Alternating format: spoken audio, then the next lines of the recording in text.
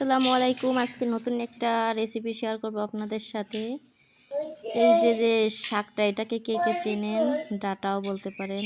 এটা হচ্ছে আমাদের অঞ্চলে বলে হচ্ছে হাগড়া শাক। আপনারা কে কে খাইছেন এই শাকটা একটু কমেন্ট করে জানাবেন।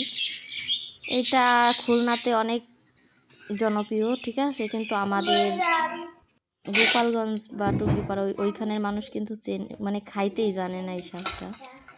আমাদের গ্রামে আমি কখনো কাউকে খাইতে দেখিনি। ফার্স্ট টাইম আমি খাইছি হচ্ছে খুলনাতে এসে, আমার শাশুড়ি রান্না করে খাওয়াইছে আমারে। আর আজকে হচ্ছে আমার বাজার থেকে কিনে নিয়ে আসছে আমাদের জন্য।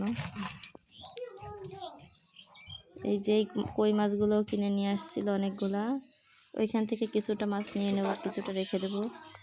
এই যে এই কয়টা মাছ দিয়ে রান্না করবো আজকে। হাতে মশলা বেটে নিয়েছি, এবার এই যে পেঁয়াজ কুচি দিয়ে দিলাম কড়াইতে। এই যে ডাটাগুলো অনেকগুলো ছিল, কিন্তু বাইছে নিচ্ছি, তো অল্প কয়টা হয়ে গেছে। এখন হচ্ছে যে মশলার ভিতরে সব কিছু দিয়ে নিলাম, লবণ হলুদ যা যা লবণ হলুদ মরিচ পেঁয়াজ আর হচ্ছে জিরার গুঁড়ো, এগুলো সব কিছু দিয়ে একসাথে কষাই নেবো সুন্দর করে। এখন সুন্দর করে কষাতে কষাতে যখন মানে তেল উঠে যাবে, তখন হচ্ছে মাছগুলো দিয়ে দেবো আমি। এই যে হচ্ছে সেই মশলার বাটিটা একটু ধুয়ে পানি দিয়ে দিলাম। এখন সুন্দর করে মশলাটা কষাই নিয়ে দেখতে থাকেন আমার রান্নাটা। এই যে মাছগুলো দিয়ে নিছি, দিয়ে এখন সুন্দর করে কষাই নেব। কষানো হয়ে গেলে শাকগুলো দিয়ে দেবো, মানে ডাটা। একটু ঢাকা দিয়ে নিলাম সুন্দর করে কষানোর জন্য।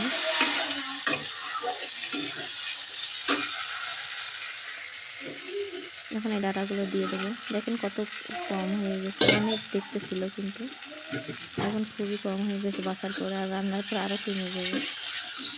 যাই হোক, অল্প অনেক মজা হয়েছিল, এত মজা হয়েছিল। আপনারা যদি কেউ কখনো ট্রাই না করে থাকেন, একবার অন্তত খেয়ে দেখবেন যে এত মজা। আর এটা কিন্তু অনেক উপকারী আছে, মানে চুলকানো, যাদের শরীরে চুলকানোর সমস্যা আছে তারা খাইতে পারেন বেশি বেশি। আমার অবশ্যই নেই, তারপরও আমার ভালো লাগে দেখে আমি খাইছি। ঠিক আছে, আপনারা সবাই খাবেন, একবার খেয়ে দেখবেন যে কত মজা। দেশি মাছগুলো দিয়ে বেশি ভালো লাগে, কই মাছ শোল মাছ এইসব মাছ দিয়ে ভালো লাগে। এখন এই যে একটু কষায় সুন্দর করে কষায় পানি দিয়ে দিলাম, পানি দিয়ে ঢাকা দিয়ে নেব। তারপরে হচ্ছে এই যে একটু ঢাকনা জায়গায় দেখালাম।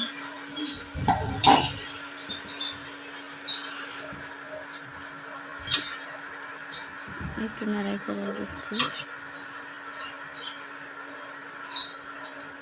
আর একটু পরেই আমার তরকারি রেডি হয়ে যাবে। আপনারাও আমার মতো রান্না করে খাবেন, অনেক বেশ মজা হয়। কোন কোন অঞ্চলে এই শাকটাকে কী নামে চেনেন একটু জানাবেন। আর এই হচ্ছে ছোটো মাছ চচ্চড়ি করছিলাম, সেটাও একটু দেখাই দিলাম। দুপুরে রান্না ছিল ছোটো মাছের চচ্চড়ি, আর হচ্ছে যে কই মাছ দিয়ে, আর হচ্ছে হাগড়া শাকের ডাঁটা দিয়ে রান্না করছি।